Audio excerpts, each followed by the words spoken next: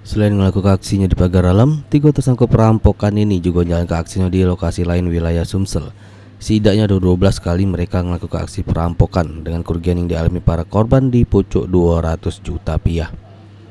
Bukan baik di Sumsel, dari catatan polisi, ketiga tersangka juga melakukan perampokan di 3 provinsi wilayah Sumbaksel, yaitu Jambi, Bengkulu, sama Lampung. Di mana Polda Sumsel pun bakal berkoordinasi dengan 3 Polda di provinsi tersebut buat selidiki aksi kejahatan ketiga tersangka ini. Dari total jumlah aksi perampokan yang sudah dilakukan oleh para tersangka ini sebanyak 21 kali. Di Sumatera Selatan, 12 di Sumatera Selatan, Jambi 2, Bengkulu 1, Lampung 6.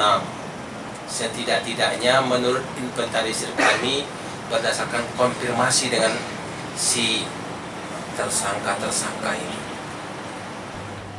Dari jumlah yang cukup banyak tersebut, polisi memperkirakan 3 tersangka yang ditangkap ini termasuk kelompok lama yang selama ini ngerasa ke warga Sumsel.